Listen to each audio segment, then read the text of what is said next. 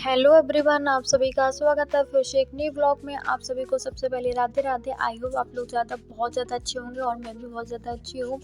And आज मैंने ली थी अपनी पॉलिटी की क्लास। सबसे पहले मैं अपनी नोट्स को उठाती हूँ और चेक करती हूँ कि मेरे को कितना पढ़ना है, सारा चीज़ देखती हूँ।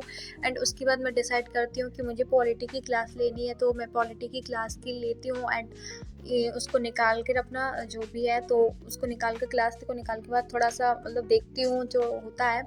थोड़ा देखना होता है कि पहले समझती हूँ एंड उसके बाद मैं अपने शॉर्ट नोट्स बनाती हूँ। तो सबसे पहले मैंने सर की क्लास देखी थी, आराम से बहुत आराम से देखती हूँ। एंड उसके बाद मैं अपना लिखना शुरू करती हूँ। तो अपने हिसाब से जो भी होता है, बट ऐसा होता है कि सर बताते हैं उसके हिसाब से अपने हिसाब से लिखना होता है। मतलब लिखती हूँ, कोशिश करती हूँ कि ज़्यादा से ज़्यादा अच्छी नोट्स बना पाऊँ मैं अपने। तो और आज मैंने क्लास ली थी तो उस चैप्टर का नाम था हाशिए कट से निपटारा। और इससे पहले मैंने जो क्लास ली थी वो हाशिए कट को बताया गया था कि हाशिए कट क्या है। तो मतलब सारी चीज़ें बताई गई थी, किस आधार पर हाशिए कट पर लोग जाते हैं, तो वो आपको मैंने सारी बताया था। एंड आज जो मैं क्लास ले रही तो ये है कि हाशिए कट से निपटारा, इससे कैसे बचा जाए। तो इसमें बहुत सारे हमारे जो राइट्स हैं उनकी बात की गई है, फंडामेंटल राइट्स की बात की गई, जैसे कि 17 है, 14 है, 15 है, 29 है, 30 है। ये जो आर्टिकल्स हैं ये हमें बचाएंगे, मतलब हाशिए कट से निपटारा दिलाएंगे, उनसे छुटाएंगे, हमें बचाएंगे उन सारी चीज़ों से।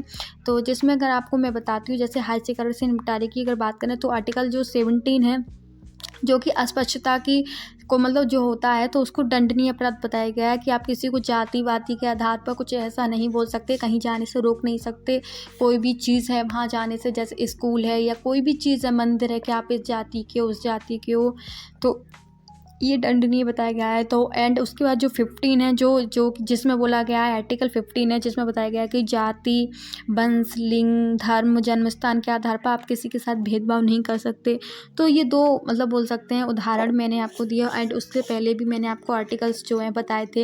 एंड उसके बाद है आर्टिकल 29 जो कि अल्पसंख्यक वर्गों के हितों का संरक्षण है। भारत के बोल सकते हैं केवल भारत के नागरिकों को ये अधिकार है कि जिनकी अपनी विशेष भाषा, लिपि बोल सकते हैं संस्कृत है, उसे बनाए रखने का अधिकार है। केवल भारत के जो नागरिक हैं उनके लिए जो है लागू किया गया है। जैसे भाषा का मतलब होता है जो हम लोग बोलते हैं, जैसे हम कोई बंगाली है तो बंगाली भाषा बोलता है, कोई उर्दू भाषा बोलता है, कोई कहीं की भाषा बोलता है, कोई मराठी, तो उनकी जो भाषा है तो उसे भाषा को मतलब बोल सकते हैं, उन्हें उसको संरक्षण, उसे बचाए रखने का, उनको जो है उसकी रक्षा करने का उनके पास अधिकार है।